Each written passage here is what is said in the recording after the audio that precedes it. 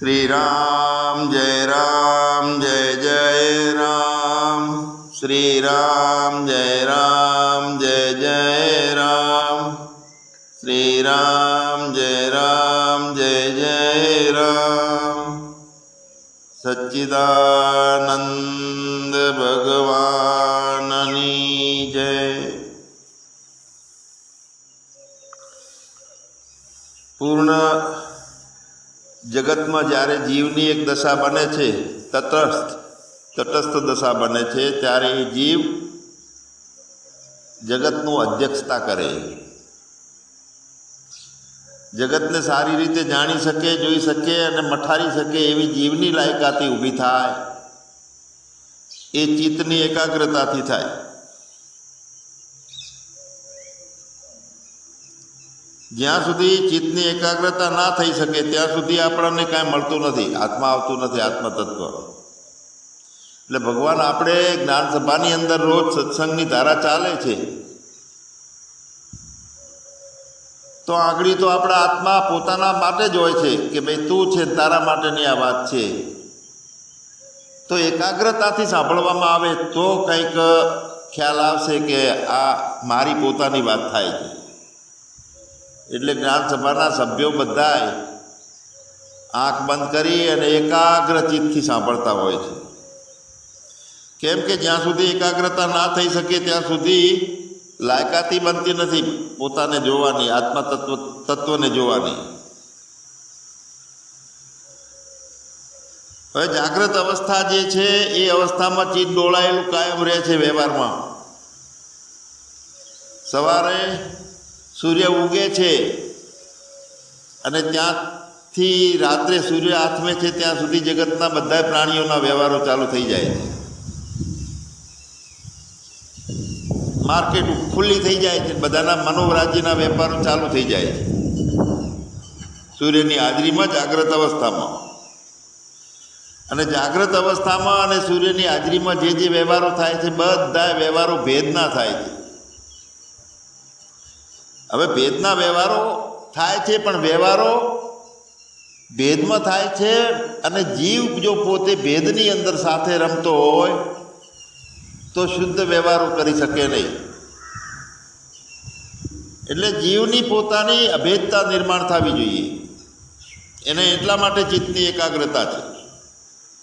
ભગવાન જ્યાં સુધી ચિત્તની એકાગ્રતા ના થાય અને ધ્યાન આપણું વિશાળ ના બને, વ્યાપક ના બને, આકાશની જેવું ના બને, અનંત ના બને ધ્યાન, ત્યાં સુધી જીવ પોતાના શુદ્ધ બુદ્ધ લક્ષ્યમાં એટલે કે બ્રહ્મ સ્વરૂપની ઝાંખી કરી શકે નહીં। છે તો એકનો એક પણ પોતે પોતાને બ્રહ્મ તરીકે સ્વીકાર નથી કરી શકતો। કેમ કે ધ્યાન વિશાળ બન્યું નહીં, દ્વૈતો ચાલુ રહ્યા જાગ્રત અવસ્થામાં, હું તું મારા તારાના ખેલ, અને એ ખેલમાંથી તટસ્થતા જીવની હોય તો એ તટસ્થતા મળે એટલા માટે બહુ બળની જરૂર પડે છે ને એ એકાગ્રતાનું બળ એમાં કામ આવે છે। એટલી બધી એકાગ્રતા જરૂરી છે કે જેમ પંખો ચાલુ હોય અને સ્વિચ બંધ કરીએ તો પંખો બંધ થઈ જાય, એમ આપણી ઈચ્છાથી મન દોડે। એક દશા ચિત્ત ઘન દશા પોતાની થઈ ગઈ હોય, ઘણી વખત આપણે કહીએ કે વૃત્તિઓનો લાડવો, પરિચિંતાના બદલે અપરિચિંતા, આવી એક દશા જે છે એ સમાધિની વ્યાપક ધ્યાનની દશા છે। અને સતત એ દશામાં રહેતો જે કંઈ જીવ છે એને પછી વ્યુત્થાનમાં જગતના દ્વૈત ભાવમાં આવવાનું હોય ને તો પણ અઘરું પડે છે। સામાન્ય વ્યવહારોમાં આવી શકે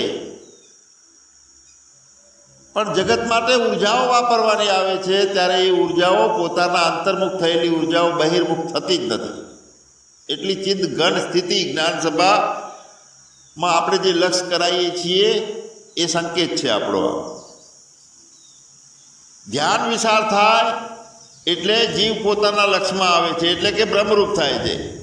અને એ વખતે બ્રહ્મરૂપ થાય છે એ વખતે ભગવાન આ જે કાંઈ જગત છે એ સિનેમાના પડદા ઉપરના ચિત્રોની જેમ દેખાય.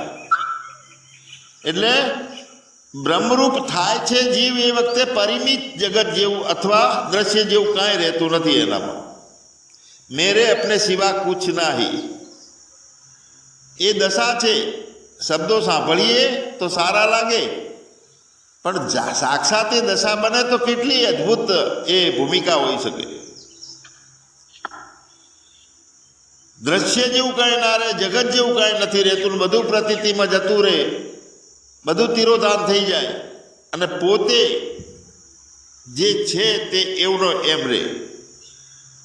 તો જગત તિરોધાન થાય છે અને પોતે તિરોધાન કેમ થતો નથી? જગત બાદ થાય છે, પોતે બાદ થતો નથી. અવિદ્યાના કારણે, અજ્ઞાનના કારણે વાદળામાં સૂર્ય ઢંકાઈ ગયેલો હોય એવી રીતે પોતે નથી એવું લાગે અજ્ઞાન દશામાં, પણ વાસ્તવિકતામાં બ્રહ્મનું કે આત્માનું કોઈ દિવસ ના હોવું એવું બનતું નથી. એટલે સત સ્વરૂપ છે એનું કાયમી માટે. સિનેમામાં ફિલ્મ ચાલતી હોય, જોનારા બધા આપણે સામે બેઠા હોઈએ અને ચિત્ર અટકી જાય થોડા વખત માટે, અને થોડા વખત માટે ચિત્ર અટકી જાય છે ને એ વખતે બીજું કાંઈક દેખાય છે. જેને સિનેમા જોઈ હોય એને ખબર હોય, પડદો દેખાય એ વખતે, પણ ફિલ્મ ચાલતી હોય એ વખતે પડદો નથી દેખાતો, કારણ કે આપણે ઓતપ્રોત ફિલ્મમાં હોઈએ છીએ. એટલે જ્યારે જગત આખું પરિમિત જગત લાગે અથવા કે દ્રશ્ય જેવું કાંઈ ના રહેતું હોય ને એ વખતે જીવ ગભરાય છે થોડો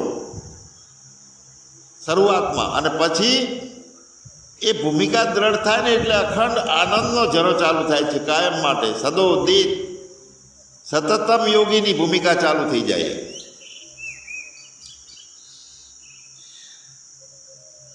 હવે વારંવાર પડદો દેખાય ને ચિત્ર બંધ થઈ જાય તો પછી ટેવ પડી જાય પડદાને જોવાની. એટલે એવી ટેવ પડી ગયેલી હોય અને છતાંય હકીકતમાં જ્યારે સિનેમા દેખાતું હોય ત્યારે પણ ત્યાં જોનારા અને પડદો એ સિવાય કોઈ બીજું છે ખરી? ચિત્રો તો આરોપિત થઈ અને ફિલ્મ ચાલે છે, હકીકતમાં પડદો છે, જોનારા છે, બાકી બીજું કાંઈ છે નહીં એમાં. હકીકતમાં પડદાની અંદર, સિનેમાની અંદર હાથી, વાઘ એ બધા પટ્ટીઓમાં આવે પણ પડદામાં હોતા નથી.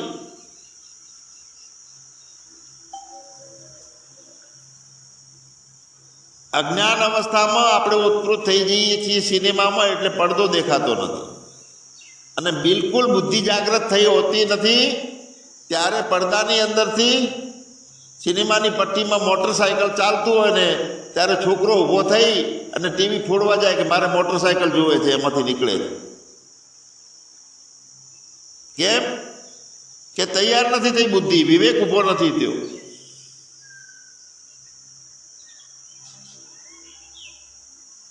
વાઘ, સિંહ પડદાની સિનેમાની અંદર આવે છે અને હુમલો કરે છે બીજા વ્યક્તિ ઉપર. હવે આપણે જોતા હોઈએ ને આપણને બીક લાગે કે આ વાઘને સિંહ આપણને ખાઈ જશે અને કેડે રિવોલ્વર વળગ્યું અને ગોળી મારી દઈએ, તો એ વાઘને ગોળી વાગતી નથી, પડદાને વાગે છે એ વખતે. તો ભગવાન સિનેમા જોનાર કોઈ ના હોય અને માત્ર પટ્ટી ચાલતી હોય તો તે સિનેમા છે એમ કોઈ કહી શકે નહીં. જોનાર ના હોય તો કોણ કહે છે કે સિનેમા છે?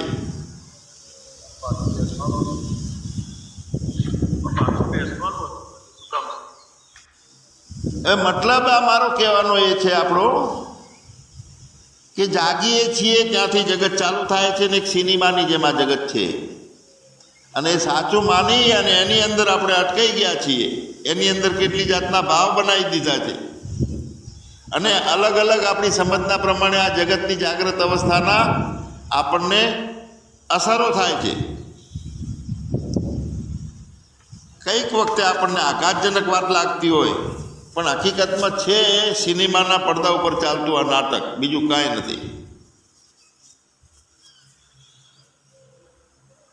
જીવ પોતે બ્રહ્મ સ્વરૂપે છે, સર્વવ્યાપક હોવા છતાં એ ખ્યાલ કેમ આવતો નથી? તો તે આપણે આપણી એકાગ્રતા કેળવી નહીં અને આપણા ધ્યાનને આપણે વિશાળ બનાવ્યું નહીં.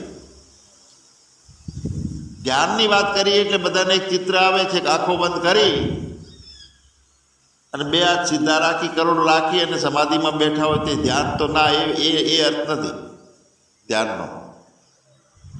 એ તો એ યુક્તિ છે કે એના કારણે એકાગ્રતા થઈ શકે, કરોડ સિદ્ધિ હોય તો.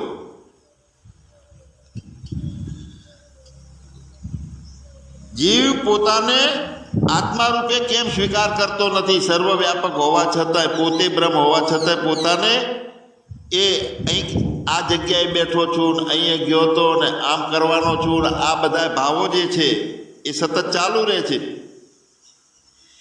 એટલે એને એવી ટેવ પડી ગઈ છે જગ્યાઓમાં બેસવાની, જગ્યાઓ બદલવાની, કાળને પકડવાની, દેશને પકડવાની.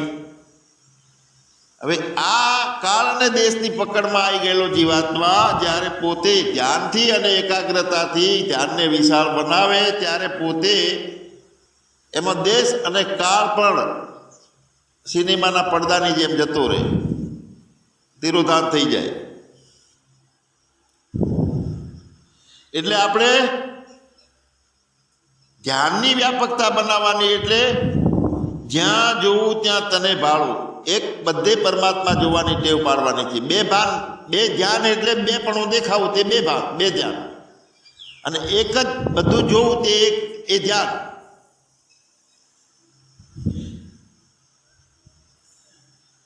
એટલે જીવાત્માએ જોઈ સાંભળી વિચારી અને દેશ અને કાળને પકડી અને પોતાનો એક સ્થાન ધર્મ એને ઉત્પન્ન કર્યો કે હું આ જગ્યાએ છું, હું આવડો છું અને હું છું એ દેશના કારણે થાય છે. હું છું એ એટલે મૂળ બ્રહ્મ હોવા છતાં પોતે બધા ધર્મોનો ધર્મી બની ગયો, જીવાત્મા બની ગયો. હવે એની દશા બદલાઈ ગઈ, અજ્ઞાનની દશા બની ગઈ છે. એના કારણે બાકીના ધર્મો એ પકડે છે. ધર્મી બદલાણો છે તેના ધર્મો બદલાઈ જાય છે, નવા ધર્મો ચાલુ થાય છે. સચ્ચિદાનંદ એ ચેતનનો ધર્મ છે, એના બદલે અજ્ઞાનનો ધર્મ અસત, જડ અને દુઃખરૂપ આ ધર્મો પકડાઈ ગયા છે આપણા. એટલે ધર્મી જીવાત્મા તરીકેનો એક નક્કી થઈ ગયું અંદર કે હું જીવ છું, હું જન્મ્યો છું. એટલે જીવાત્માનો અધ્યાસ, અજ્ઞાનવાળો અધ્યાસ થયા પછી એના અજ્ઞાનવાળા ધર્મો જે છે એનો અધ્યાસ ચાલુ થાય છે.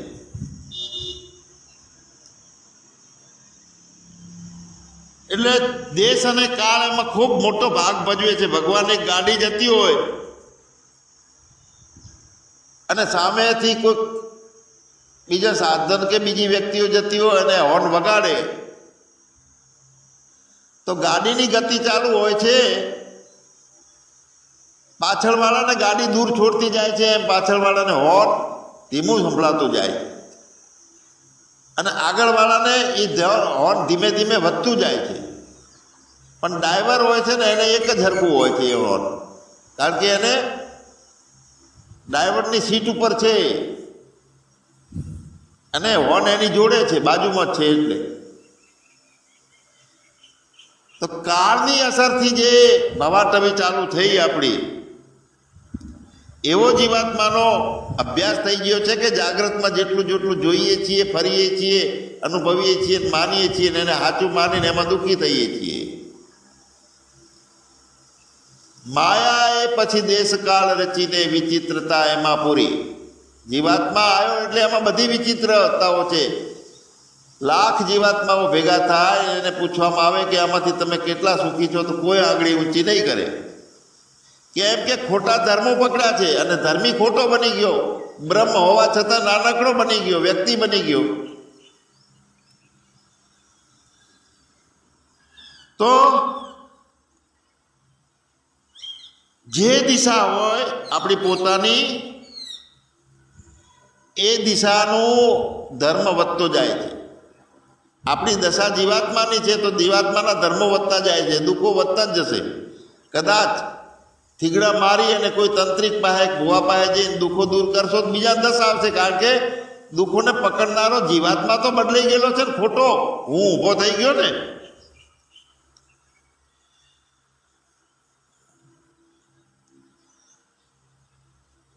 એટલે ઘણી વખત આપણે દ્રષ્ટાંત આપીએ છીએ કે ભાઈ એક શાકવાળા પાસેથી 2 કિલો કેરી આપણે લાયા, આપણા ઘરે આવીને આપણા ત્રાજવાથી જોઈ તો 1.5 કિલો નીકળી. તરત એમ થયું કે પેલા 500 ગ્રામ ઓછી આપી છે. ત્યાં લઈને ગયા પાછી, કેમ 500 ગ્રામ ઓછી આપી છે? તેણે એના ત્રાજવાથી જોખી એટલે 2 કિલો નીકળી. તો ત્રાજવું બદલાનું, કંઈક તકલીફવાળું ત્રાજવું બદલાનું, એટલે કેરીમાં ફેરફાર. હકીકતમાં વાસ્તવિકતામાં બીજા બાજુના કોટાવાળા પાસે જોખાય તો 2 કિલો નીકળી, તો આટો બગડી ગયો હતો. એટલે અહીંયા દશા આપણી જે બગડી ગયેલી છે, એટલે એની ફૂટપટ્ટીના માપથી આપણે જગતને જોઈએ છીએ. જેમ એક ગોળ અરીસો હોય અને ગોળ અરીસાની અંદર બહિર્મુખ કાચ હોય અને એની સામે જઈને ઊભા રહીએ ને એટલે લાંબા દેખાઈએ આપણે. અને આપણા હાથમાં ફૂટપટ્ટી હોય ને તો એ ફૂટપટ્ટી એ પ્રમાણે લાંબી દેખાતી હોય. હવે આપણે 5.5 ફૂટના છીએ અને બાજુમાં જે ઊભો છે એ ફૂટપટ્ટીથી માપવા જઈએ તો કે ભાઈ આ તો 7.5 ફૂટ જેવડો લાંબો લાગે છે. પણ અરીસામાં ફૂટપટ્ટી લઈને ઊભો છે ને એ ફૂટપટ્ટીના માપથી માપીએ ત્યારે આપણને સાચું માપ નીકળે કે ભાઈ હું 5.5 ફૂટનો જ છું.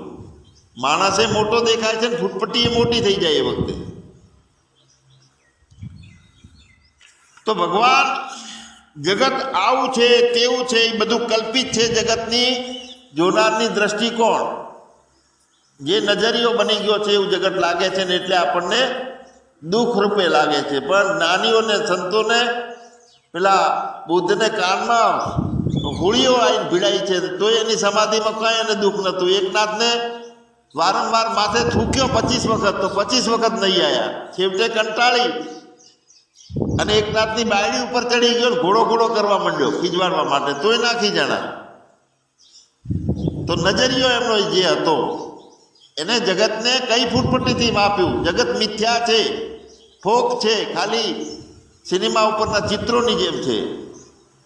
હવે એને જગતને આપણે અજ્ઞાનના કારણે સાચું માનીએ છીએ એટલે દુઃખી થઈએ છીએ.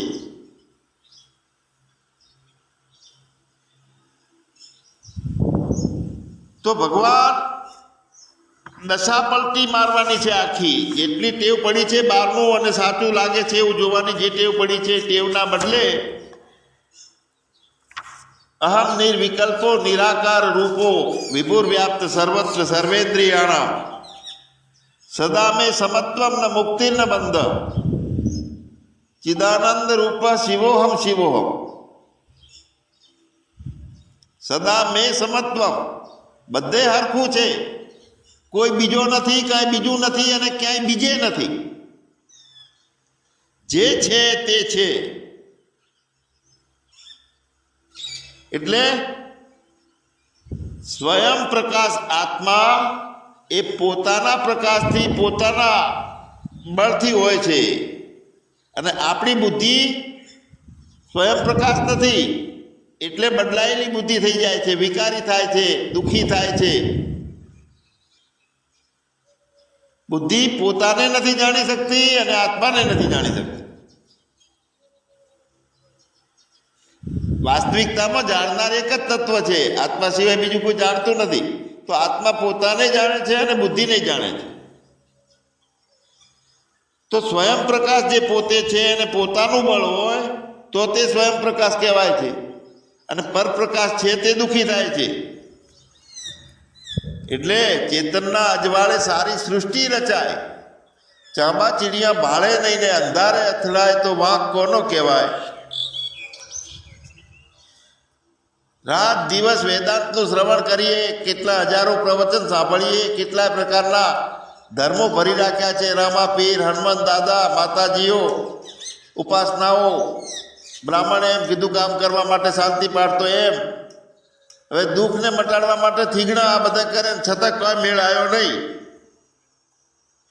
તો ભગવાન જ્યાં સુધી જ્ઞાન નહીં થાય ત્યાં સુધી નિવેડો નહીં આવે. અસલ આપણે હું કોણ છું એનું જ્ઞાન થાય.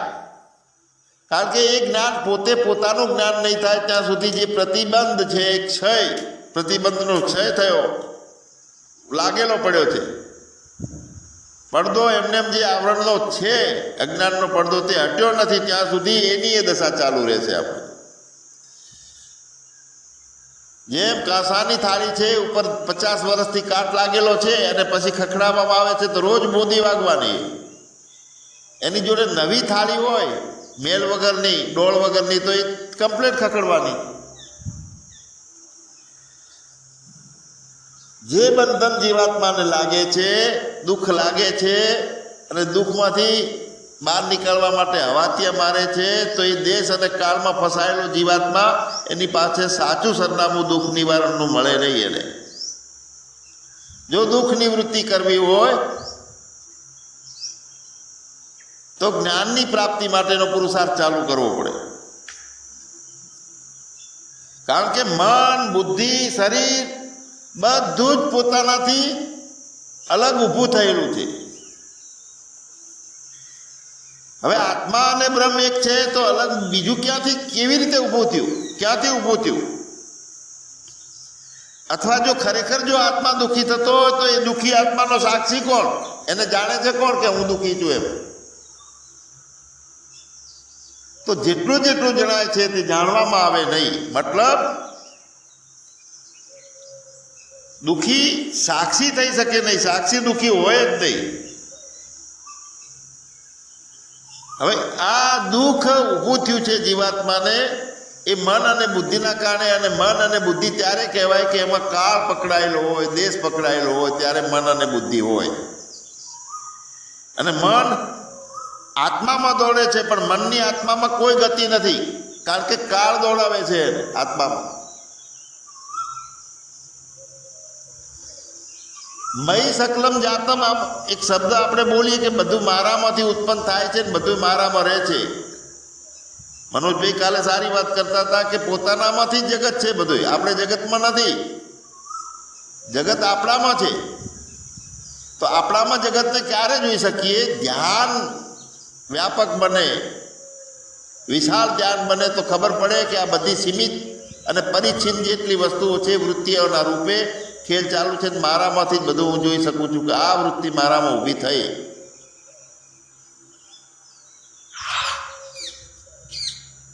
એટલે જ્યાં સુધી ચિત્તની એકાગ્રતા ના થાય, ધ્યાનની પ્રગાઢતા ના થાય ત્યાં સુધી આત્માના દર્શન કરવા માટેની લાયકાતી બનતી નથી.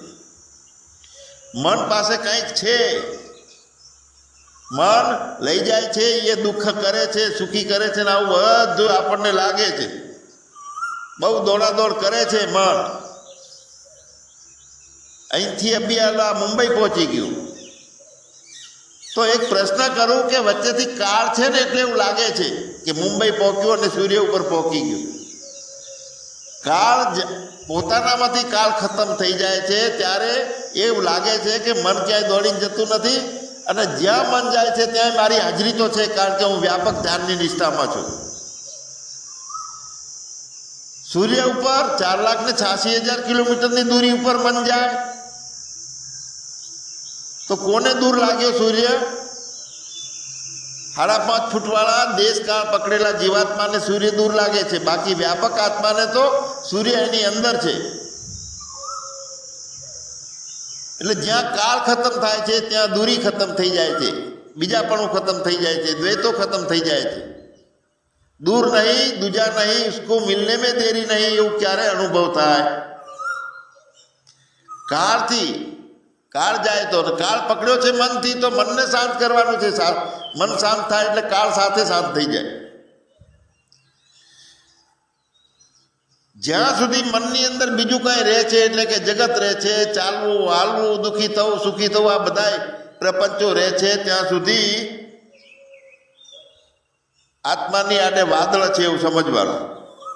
અને જ્યારે કાંઈ રહેતું નથી, કશું નથી, મેરે અપને સિવા કુછ નહીં, તો એ આત્માનો ભાવ છે ત્યારે બોલી શકાય, કારણ કે આત્મા પાસે બીજું કંઈ રહેતું નથી, ફક્ત ને ફક્ત પોતે જ છે. તો અનાત્મા જેવું કાંઈ નથી એવું જ્ઞાન થાય એટલે મન શાંતિ પામે. કેમ કે મનને જવાનું બીજું કોઈ સ્થાન હોય તો મન જાય, બીજું કાંઈ આત્મા સિવાય છે જ નહીં, તો મન જાય ક્યાં? અને મન જતું નથી તો મનની હાજરી ખતમ થઈ જાય છે. ત્યાં મનની હદ જે છે એ કેટલી? જેવું જીવાત્મા બની ગયો છે ને એને પોતાની 5.5 ફૂટની હદ માની છે, તો મનની હદ ખરી બહાર જવાની. આપણે 5.5 ફૂટના છીએ ને હાથને પગને હલાવીએ, પણ વ્યાપક હોય તો ના હલાવી શકાય. આકાશ ક્યાં હાલે છે? કેમ નથી ચાલતું? તો એકે બાજુ જગ્યા નથી, ઠોસ અને ભરપૂર છે. એટલે મનના આધારે આપણે જે આરોપો કર્યા છે કે હું પુરુષોત્તમ ભાઈ છું, હું જન્મ્યો છું, હું સુખી છું, હું દુઃખી છું, અથવા મારે બધું કલ્પિત ઊભું કરેલું છે. હું ચેતન છું અને મેરે અપને સિવા કુછ નહીં. ત્યાં બધું સ્ટોપ થઈ ગયું. મન પણ બંધ, બુદ્ધિ બંધ, પ્રાણ બંધ, નૂરતા સુરતા જગત બધું ખતમ થઈ જાય. અને બધું કઈ ના રહે તો એ વખતે મન એકલું રહે? તો મન ના રહે, મન આપઘાત કરી નાખે.